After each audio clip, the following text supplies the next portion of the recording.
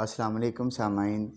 मैं हूं डॉक्टर मोहम्मद सजाद और आज एक बार फिर आपके इस यूट्यूब चैनल पे एक नई किताब और एक नए मुसन्निफ़ के साथ हाज़िर हुआ हूं। उम्मीद है आप सब खैरियत से होंगे। आज का नया जो मुसन्निफ़ है हमारे पास वो है मिर्ज़ा अदीब। इनकी किताब सहरानवर्द का नया ख़त। मिर्ज़ा अदीब ने बहुत सारी किताबें लिखी। कोई 78 के करीब इनकी किताबें हैं। इन्होंने जब अदब लतीफ़ की सदारत संभाली तो उस वक़्त इन्होंने बहुत ज़्यादा लिखा। आज इनकी ये नई किताब आपसे इंट्रोड्यूस करवाने जा रहा हूँ। मिर्ज़ा अदीब का फ़न यह है कि इन्होंने अफ़साने को भी दास्तानवी रंग अता किया है, यानी इनके अफ़साने भी दास्तानों की तर्ज पे लिखे गए हैं। तो ये किताब भी एक दास्तान की तर्ज पे है। इस किताब में आगाज़ में हमें पता चलता है कि एक सहरानवर्द सहरा से ख़त लिखता है अपने जानने वाले को और उसमें एक बस्ती का अहवाल बयान करता है और उस बस्ती के अंदर जितने भी हालात व वाक़यात होते हैं उन सब को बयान करता है। वो लिखता है कि मल्लाहों की एक बस्ती है जिसके अंदर नन्नी नाम की एक लड़की है। नन्नी का बाप एक मल्लाह है जो दरिया के अंदर डूब जाता है। अब नन्नी और उसकी माँ अकेली रह जाती हैं। नन्नी अपने माँ की और अपनी परवरिश के लिए यानी ज़िंदगी गुजारने के लिए मल्लाह का पेशा इख्तियार करती है। वो सारा दिन मज़दूरों को और मुसाफिरों को इधर उधर से लाती है, एक जगह से दूसरी जगह ले जाती है और इससे उनकी घर का चूल्हा जलता है। इसी इलाके का एक लड़का जो माहीगीर का लड़का है, सुंबल उसका नाम है, वो नन्नी को तंग करता है, यानी वो नन्नी को पसंद भी करता है और उससे शादी भी करना चाहता है। वो नन्नी को हर रोज़ इस बात पे उकसाता है कि नन्नी मेरा मुकाबला कश्ती रानी में नहीं कर सकती। नन्नी एक दिन उसके चैलेंज को कबूल कर लेती है। ये दोनों ये दोनों लोग कश्ती का मुकाबला करते हुए बहुत दूर तक निकल जाते हैं। इतनी देर में दरिया में तुग़यानी आ जाती है, लहरें ऊपर उठना शुरू हो जाती हैं। नन्नी की कश्ती उलट जाती है और वो एक चट्टान से टकरा जाती है। सुंबल भी इसके साथ साथ होता है दूसरी कश्ती में। ये दोनों एक चट्टान के पास पहुंच जाते हैं और बारिश रुकने का इंतज़ार करते हैं, लेकिन सारी रात जो है वो बारिश और समंदर का तूफ़ान चलता रहता है। सुबह नन्नी अपने घर जाती है तो इसके घर में इसकी माँ नहीं होती। ये सारे लोगों से पूछती है कि मेरी माँ किधर है, और फिर इसे पता चलता है कि इसकी माँ तो रात के वक्त इसकी तलाश में गई थी। अब नन्नी पर ये उकदा खुलता है कि माँ जो है वो दरिया में कश्ती से तो जा नहीं सकती, तो माँ ज़रूर ऐसे रास्ते की तरफ गई होगी जो ख़तरनाक है लेकिन पैदल चलने वालों के लिए है। वो वहाँ पे जाती है और उसे पता चलता है कि उसकी माँ उसको तलाश करते करते पहाड़ से गिर के मर चुकी है। उसे बहुत दुख होता है। सुंबल और सरदार और शम्मू ये 3 लोग इसकी माँ को लाते हैं और इसकी माँ को दफना दिया जाता है।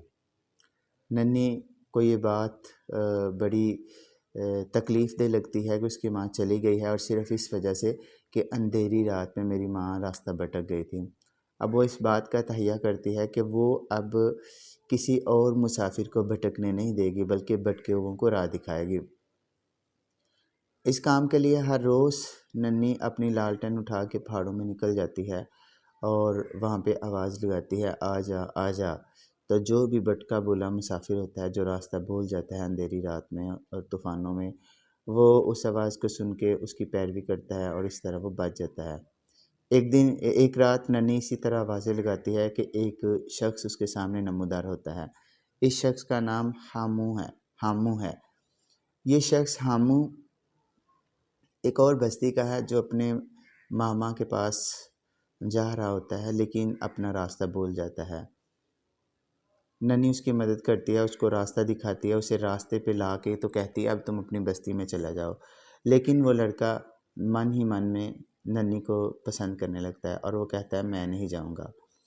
नन्ही उसे अपने घर ले आती है, उसे कमरे में बैठाती है, उसे रोटी दूध देती है और ख़ुद जो है बाहर सहन में पड़ी रहती है और सहन के अंदर ही इसने ज़िद करके अपनी माँ की कब्र भी बनवाई थी। ताकि मैं अपनी माँ को हमेशा अपनी नज़रों में रख सकूं। तो इस तरह ये अपनी माँ की कब्र के साथ लेट जाती है। रात होती है तो सुंबल अपने दोस्त हामू के साथ इसकी गली में आता है, नन्ही की गली में आता है। ये खिड़की के ज़रिए अंदर कूदता है और हामू जो मेहमान होता है उस पे हमलावर होता है। लेकिन इसी दौरान आवाज़ सुन के नन्ही अंदर आ जाती है और वो सुंबल को बुरा भला कहती है और उसे वापस भेज देती है और उसे कहती है कि अगर तुम वाकई मुझसे शादी करना चाहते हो तो फिर तुम्हें जो है वो मुकाबला करना होगा और हामू से मुकाबला करना होगा।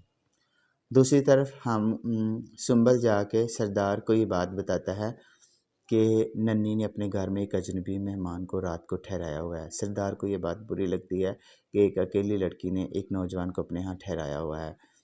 अब सरदार जो है वो नन्ही को और हामू को बुलाता है। ये दोनों सरदार की हवेली में जाते हैं। सरदार उसे कहता है कि तुमने इसे क्यों ठहराया हुआ है? तो नन्ही कहती है कि ये एक भूला भटका मुसाफिर है, तो ये रात गुजारने के लिए यहाँ पे रह गया है। अब सरदार उसे कहता है कि ये सुंबल तुमसे शादी करना चाहता है, लेकिन नन्ही उसे कहती है कि नहीं, मैं इस अजनबी से मोहब्बत करने लगी हूँ, इसलिए मैं इससे शादी करूँगी। लेकिन अगर सुंबल मुझसे शादी करना चाहता है तो फिर इसे हामू के साथ मुकाबला करना होगा, और वो भी कश्ती रानी का। लेकिन नन्ही कहती है कि हामू तो कश्ती रानी का फ़न जानता ही नहीं, इसलिए उसे 7 दिन दिए जाते हैं कि हामू इन 7 दिनों के दौरान कश्ती रानी का फ़न सीख ले। अगर वो 7 दिनों में सीख लेता है तो फिर इसका मुकाबला हो जाएगा। 7 दिन गुजर जाते हैं और फिर इन दोनों का कश्ती का मुकाबला होता है। नन्ही रात को जाके चुपके से सुंबल की कश्ती के अंदर सुराख कर देती है। जब मुकाबला शुरू होता है तो सुंबल जो है वो किनारे पे जाके बैठ जाता है क्योंकि उसकी कश्ती में पानी भर जाता है, जबकि हामू किनारे से हो के मतलूबा जगह पे वापस आ जाता है। लोग समझते हैं कि जीत गया है, लेकिन शम्मू सरदार के कान में कुछ कहता है। वो ये बात बताता है कि इसने सुंबल की कश्ती में सुराख किया था। सरदार को ये बात बुरी लगती है। वो हामू को और नन्ही दोनों को अपनी हवेली में बुलाता है और उन्हें कहता है कि यहाँ से दफ़ा हो जाओ, यहाँ से निकल जाओ। हामू को कहता है कि तुम हमारे मेहमान हो, इसलिए मैं तुम्हें कुछ नहीं कहूँगा, तुम चले जाओ। लेकिन सुंबल इनको नन्ही को साथ कहता है कि तुम इसके साथ जाना चाहो तो यहाँ से दफ़ा हो जाओ, लेकिन अगर नहीं जाना चाहती तो फिर तुम सज़ा के लिए तैयार हो जाओ, तुम्हें दरख्त के साथ बांध के सज़ा दी जाएगी। अब यही होता है। हामू जो है वो वहाँ से बाहर जाके इसका इंतज़ार करता है, गांव से बाहर जाके, बस्ती से बाहर जाके, और इंतज़ार करता है कि नन्ही कब आए और हम यहाँ से चलें। नन्ही शाम को उससे मिलने जाती है, लेकिन वो उसे कहती है कि मैं तुम्हारे साथ कभी नहीं जाऊँगी क्योंकि मैं अपनी बस्ती के लोगों को नहीं छोड़ना चाहती। हामू चला जाता है। हाँ, अब इसको जो है वो दरख्त के साथ, नन्ही को दरख्त के साथ सारी रात बांधा जाता है और यही ख्याल होता है कि ये रात को मर जाएगी। लेकिन गांव में एक बुज़ुर्ग औरत है जिसे बुज़ुर्ग माँ कहा जाता है। ये नन्ही से बहुत प्यार करती है। ये नन्ही के सामने सारी रात आग जलाए रखती है, जिसकी वजह से नन्ही ज़िंदा बच जाती है। सुबह को सरदार आके इसको खोलता है और इस तरह नन्ही दोबारा से अपने ज़िंदगी बसर करने लग जाती है। मल्लाहों का एक त्यौहार आ जाता है। मल्लाहों का ये एक त्यौहार है और ये त्यौहार क्या है कि दरिया कुछ सालों पहले दरिया में तुग़यानी आई थी, और जब दरिया में तुग़यानी आई और तुग़यानी उतरने के बाद मल्लाहों ने एक जश्न मनाया उसकी खुशी में, तो वही त्यौहार आज तक चला आता है। उसमें इजाफ़े भी होते रहे हैं, और वो त्यौहार ये है कि मुख्तलिफ़ लोग जो ढोल लेके कश्तियों के अंदर ये समंदर में निकलते हैं, ढोल बाजे बजते हैं और इस तरह सारी रात रक़्स किया जाता है। इसमें एक इजाफ़ा ये भी किया गया कि गाँव की सबसे खूबसूरत लड़की को हार फूल पहना के तो उसको कश्ती के अंदर रक़्स करवाया जाए। सारी रात वो नाचती है, इस तरह लोग महज़ूज़ होते हैं। तो इस दफ़ा इसको नन्ही को ये काम सौंपा जाता है क्योंकि ये सबसे खूबसूरत है, और इन लड़कियों के लिए बोजी का लफ्ज़ इस्तेमाल किया जाता है। तो नन्ही सारी रात जो है वो कश्ती में नाचती है। जब ये कश्ती में बैठने लगती है तो ये रवाज है कि कश्ती के अंदर लड़की का महबूब भी बैठता है। तो सुंबल वहाँ पे कदम रखने लगता है, लेकिन नन्ही उसे धुतकार देती है कि तुम मेरे महबूब नहीं हो। वो अकेली बैठती है। सुंबल को ये बात नागवार लगती है, क्योंकि लोगों के सामने उसकी बेइज्जती होती है। उसे ये बात अच्छी नहीं लगती, वो इंतकाम लेने का सोचता है। रात को जब नन्ही थक हार कर अपने घर जाती है तो सुंबल वहाँ पे आ जाता है। वो उस पे हमला करने की कोशिश करता है अपने चाकू से। इसी दौरान बुज़ुर्ग माँ कहीं से आ जाती है, और वो जब आती है तो वो सुंबल की गर्दन पकड़ के उसे झटका देती है और सुंबल को बाहर फेंक देती है। सुंबल ये समझता है कि नन्ही ने अपनी माँ की कब्र के अंदर हामू को, अपने आशिक को छुपाया हुआ है। वो ये बात जाके सरदार से कहता है। सरदार जो है वो नन्ही को बुला के इस बात की तफ्तीश करता है। नन्ही कहती है कि ऐसा कुछ नहीं है। सरदार कहता है कि तुम्हारी माँ के कब्र को खोदा जाएगा। नन्ही बहुत मिन्नतें करती है, लेकिन कुछ कर नहीं पाती। अब ऐसा होता है कि सरदार नन्ही को अपने घर में बुलाता है और धोखे से उसके घर के अंदर उसकी माँ की कब्र जो मौजूद होती है उसको खुदवा देता है। नन्ही को कुछ देर बाद अपने घर जाने की इजाज़त मिल जाती है। वो जब घर में जाती है तो वो देखती है कि उसकी माँ की कब्र खुदी हुई है। वो बड़ी परेशान होती है, उसे गुस्सा भी बड़ा आता है, लेकिन उसका दिल चाहता है कि अब यहाँ से जो है वो मुझे चले जाना चाहिए। लेकिन वो यहाँ से जाने का सोचती है, लेकिन उसकी समझ में नहीं आता कि मैं क्या करूँ। फिर वो अपनी जो बकरी होती है वो उस बुज़ुर्ग माँ को देती है और अपनी कश्ती और एक लालटेन लेके वहाँ से निकल जाती है। उस दरिया के अंदर चलती जाती है, थक जाती है और फिर एक अजनबी बस्ती के अंदर पहुँच जाती है। वहाँ पे एक लड़की रक्षी और इसका बाप इसको मिलते हैं। ये उनके घर में रहती है। एक दिन बड़ी बारिश होती है, बड़ा तूफ़ान होता है, तो ये रक्षी और इसके बाप से ज़िद करके तो बाहर निकलती है ताकि मैं मुसाफिरों को रास्ता दिखाऊंगी। ये आवाज़ लगाती है, आजा आजा आजा, और उसी दौरान वहाँ पे इसे हामू मिल जाता है। सुबह जब ये रक्षी के घर नहीं पहुँचती तो रक्षी और इसका बाप इसे ढूंढते हुए आते हैं। इसे हामू के साथ देखते हैं और हामू और इसको अपने घर ले जाते हैं। ये हामू दरअसल रक्षी के मामू का बेटा है और रक्षी भी इससे मोहब्बत करती है। अब रक्षी और नन्ही दोनों इससे मोहब्बत कर रही होती हैं। एक दिन रक्षी सुबह सुबह नन्ही को कहती है कि चलो हम दरिया पे चलें। ये दोनों दरिया पे चलती हैं। रक्षी उसे कहती है कि आज हम दोनों जो है वो फ़ैसला करेंगे कि कौन जो है इसको हासिल करेगा, यानी हामू को।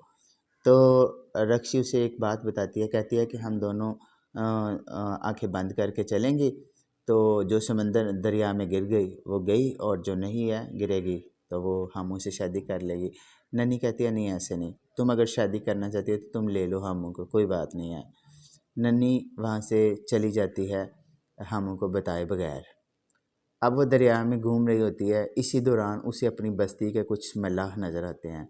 वो नन्ही को ढूंढ रहे होते हैं। वो बताते हैं कि सरदार ने जब तुम्हारी माँ की कब्र की बेहुरमती की थी तो तुम्हारी माँ की रूह ने सरदार को जो है वो बद्दुआ दी, और सरदार बहुत बीमार है, वो तुम्हें याद कर रहा है। नन्ही बस्ती वापस जाती है। सरदार के लिए अपनी माँ की कब्र पे जाके दुआ मांगती है और माँ से की रूह से इल्तिजा करती है कि सरदार को माफ़ कर दो। अगले दिन ही सरदार मर जाता है और लोग कहते हैं कि नन्ही की वजह से ये इसे मुसीबत से छुटकारा मिलता है। अगले दिन नया सरदार मुंतखब होता है और ये नया सरदार सुंबल का सुतेला बाप है। वो नन्ही को बहुत तंग करता है और हर जगह पहरे बिठा देता है ताकि नन्ही यहाँ से भाग ना जाए। नन्ही अपनी कश्ती की तरफ जाती है तो वहाँ पे भी सुंबल और उसके दूसरे गरगे खड़े होते हैं। ये वापस मायूसी से अपने घर आ जाती है। उसी रात हामू किसी न किसी तरह नन्ही के घर पहुँच जाता है। ये नन्ही को और बुज़ुर्ग माँ को लेकर पहाड़ों की तरफ निकल जाता है ताकि वहाँ से अपनी बस्ती की तरफ चले जाएं। ये बड़े खुशी खुशी जा रहे होते हैं। सरदार इनका पीछा करवाता है और इसी हमले में हामू और बुज़ुर्ग माँ दोनों मर जाते हैं।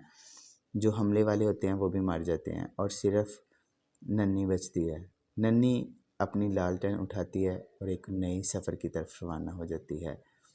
तो ये थी एक कहानी जिसके अंदर मिर्ज़ा अदीब ने मल्लाहों की बस्ती के कुछ असरार और रमूज़ खोलने की बात की है।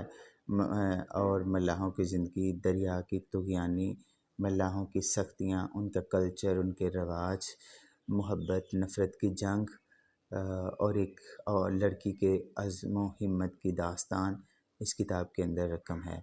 ये किताब नहायत शानदार है, इसे पढ़ना चाहिए। और मैं चाहता हूँ कि आप इसे पढ़ें, इसे दोस्तों को भी सजेस्ट करें, इसे अपनी लाइब्रेरी की ज़ीनत भी बनाएं और अपने इस चैनल का ख़याल रखें। इस चैनल को सब्सक्राइब भी करें और बेल आइकन का बटन भी दबाएं ताकि आने वाली हर वीडियो आप तक पहुंच सके। खुश रहें, खुशियां बांटें। अस्सलाम वालेकुम, खुदा हाफिज़।